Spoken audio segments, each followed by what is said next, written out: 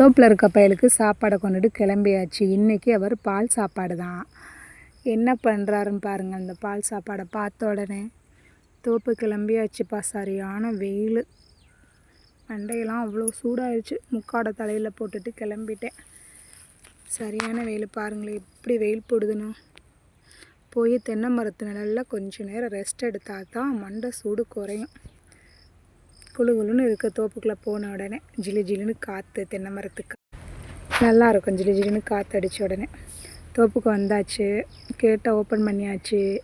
கேட்டு திறக்கிற சத்தத்தை கேட்ட உடனே பையன் எப்படி ஒடியாரான்னு மட்டும் பாருங்கள். இன்னும் ஒரு வர காணோம். நம்மளை கண்ண உடனே சாப்பாடு கொண்டு வந்திருக்கான்ட்டு துள்ளி குதிச்சு வருவார். சாப்பாடை பார்த்த உடனே போயிடுவார், பின்னாடியே போயிடுவார். பாருங்கள், நான் சொன்னாலும் சொல்லாட்டியும் இந்த பால் சாப்பாடை பார்த்தோன்னே பயபில் என்ன பண்ணுறான்னு மட்டும் பாருங்கள். என்ன பார்த்துட்டார், வாழை ஆட்டுறது பார்த்தீங்களா? சாப்பாட்டுக்காக வாழை என்ன ஆட்டம் ஆட்டுறாரு. இப்போ சாப்பாடை பார்த்தோன்னே ஐயா என்ன பண்ணுறாருன்னு பாருங்கள்.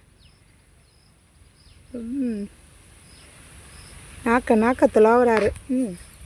ரொம்ப சந்தோஷமாக இருக்காருங்க. பாருங்கள், சாப்பாடு என்ன பார்க்கல அவர். சாப்பாடை பார்த்தோன்னே ஐயா என்னம்மா பண்ணுறாருன்னு பாருங்கள். அவருக்கு சாப்பாடு எடுத்து அவர் தட்டில் போட்டுருவோமா? பால் சாப்பாடு போட்டாச்சு. பைப்பில் ஓட்ட முடிச்சிட்டாரு. சாப்பாடை பார்த்துட்டு பின்னாடி ஓடிட்டேன். நானும் சாப்பிட்றான்னு சொல்கிறேன், சாப்பிடவே மாட்டேன். இவனுக்கா டெய்லி கறி, மீன், மட்டனை அடுக்க முடியும்?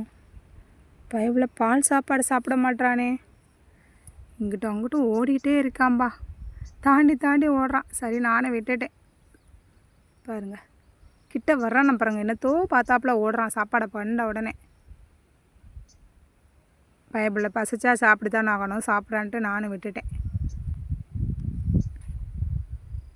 ரூமுக்குள்ளே போகிறேன் பாருங்கள். இல்லாத வேலையெல்லாம் பண்ணுறேன். இந்த பையன் புதுசாக செய்கிறான்பா. வால் ஆட்டுறதுக்கு ஒன்றும் குறைச்சல் இல்லை. சரி, பசிச்சா சாப்பிட்றா அப்படின்ட்டு நானும் வீட்டுக்கு கிளம்பிட்டேன்.